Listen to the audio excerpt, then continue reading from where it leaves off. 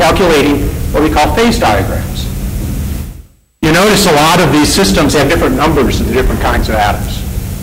So I'm going to be comparing different structures with different numbers of carbon atoms, different numbers of potassium atoms. How do I represent that? So you represent that by giving a price to an atom, a price in energy. It's called chemical potential. So it's how much you have to spend in energy to acquire an extra atom, an extra potassium atom, an extra chlorine atom. And those are these axes. This is the price of a potassium atom. This is the price of a chlorine atom. You can think of that as the energy binding for that atom in a reservoir somewhere from which you can pull the atoms. So experimentally, it's just the temperature of a chunk of sodium somewhere that you're heating up and creating a vapor, if you will. And what we find is, hey, we got lucky. This is what we wanted. There's a very, very wide range of prices for these two atoms where we actually see the phase that we had guessed, except it's at a much lower density. There's many more carbon atoms for every one of these potassium and chlorine that we stuck. Computation I showed you at first was C8, KC8Cl. Turns out that doesn't happen. That computation was a fiction. It was dishonest.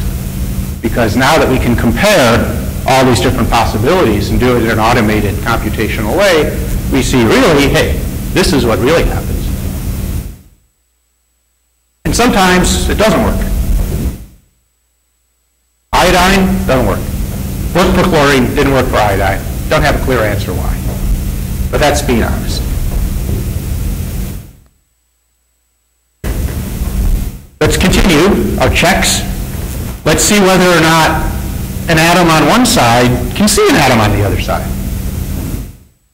Right? Do they really see each other through that barrier? If they don't, then I'm just doing two independent systems.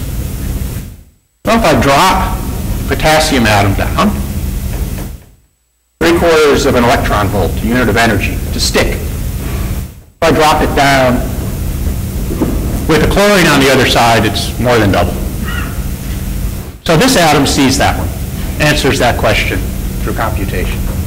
Proceeding experiment. Nice, good prediction.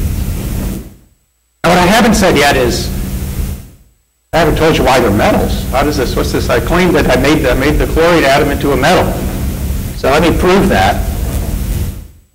So yeah, one has the suspicion, by putting this geometrical constraint, that one's going to be able to do the computation and get something interesting to come out, not necessarily knowing quite what it is. And this will either look like spaghetti or look like some very intriguing result, depending on whether you've seen it before. So I want to take the spaghetti end of it and turn it into the intriguing end of it here. What am I showing you here? Okay, this is a picture of the system we're simulating, just one of the repeat units. Imagine this being repeated in 2 dimensions. Infinite barrier, infinite layer of halogen, infinite layer of chlorine that we're simulating over in the computer building over there. These are the properties that come out. This graph. Let me explain what it means, what we've got out of here. This is energy. It's the energy of electrons. The energies that electrons have sitting on various atoms in the structure. Down here, these Greek letters and other letters down here, think of that just as momentum. So this is the momentum of the electron. This is the energy. It's a standard plot to represent the electronic energy levels in a solid. This is what potassium chloride would look like if I didn't have this thing in the way. Right? It would look like that. It would look like table salt, rock salt. It'd be what? I don't think that's too expensive. You wouldn't spread that on your sidewalk. You'd use sodium chloride, but it would work just as good if you did. If I plot the energies allowed for the electrons here, there's a gap in energy, a huge gap in energy, between the highest energy electron and the next available place to put an electron. A gap of about 7 or 8 volts, which is gigantic. It's about as big as it gets. Just a few examples that are bigger than that. If you look here, these are the energies that the electrons can have, depending on their momenta. I don't really worry too much about this axis here. Just think about this one. There's no gap in energy anywhere. All energies are allowed, and in fact, these are the chlorine atom. These are the electrons on the chlorine. And they're sitting at what's called the Fermi energy. They're sitting at the highest energy. This is the highest energy electron. The highest energy electron in the system is on the chlorine. And it's not separated in energy from the empty states, which is the property of a metal. So in computation, using the cyber infrastructure available at Penn State, and now doing an honest calculation, where we actually competed it against all these things that could go wrong, and demonstrated that they don't go wrong, that this is actually the winner out of all the different possibilities that we can try. We have a prediction that chlorine in this geometry is metallic. It's likely to be catalytically active. If you remember that periodic table, it's transition metals in the middle that are catalytically active, because they have open shells, open electronic shells, open orbitals, and orbitals near the Fermi energy that can catalyze chemical reactions of many different kinds. You wouldn't normally have thought of using chlorine as a catalyst, because normally it's boring insulator like this. No one would use rock salt as a catalyst. But here, we've opened up a new kind of atom to be a catalyst exposed to its environment. You couldn't see previously. It's the kind of thing where we can actually make a confident prediction, whereas with previous computational resources 5 or 10 years ago, you couldn't. I mean, you could have made a prediction, but no one would have believed you. No one who knew what was going on would have believed it. Why? If you're familiar with these things, if you look at it closely, the chlorine is missing a little bit of electron. If you count up how many electrons, it doesn't have 8. Remember that rule from chemistry? You got to have 8 electrons to close the shell. It doesn't quite get there. It's got a 7.9 electrons. Why is that? Well, think about what would happen if I lowered the density a little bit. Let me do this. Here, same thing, except lower density. There's more carbon atoms for every chlorine and potassium, so a little bit lower density.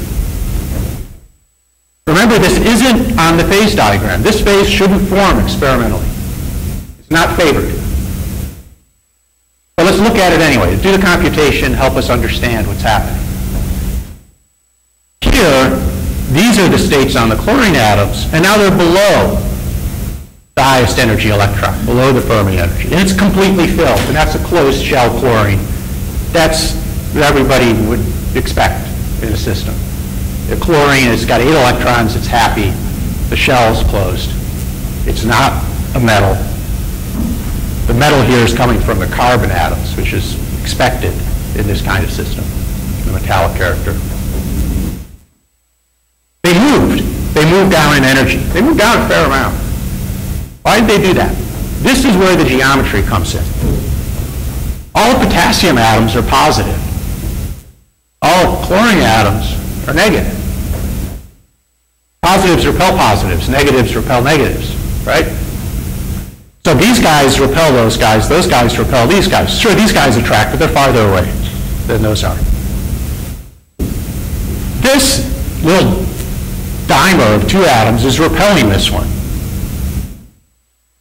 And that's you have the electron sitting here that's creating that little dipole. It's repelling the electron that's sitting here. They don't like to get close. As they get close, the energy of those levels goes up. It's a penalty. You don't see that in good old-fashioned rock salt, because here the pluses and minuses get to alternate, right? You get plus minus, plus minus, plus minus, plus minus, all the way in 3 dimensions, nicely canceling each other out everywhere in space, nicely isotropic. That's what they want to do, but we don't let them do that because we put this in the way. They're not allowed to do that. That's the constraint, that's the geometry. That was the original idea that motivated the whole thing. So what happens is these atoms like to stick. You know, computationally, it's easy to demonstrate that these atoms are going to stick.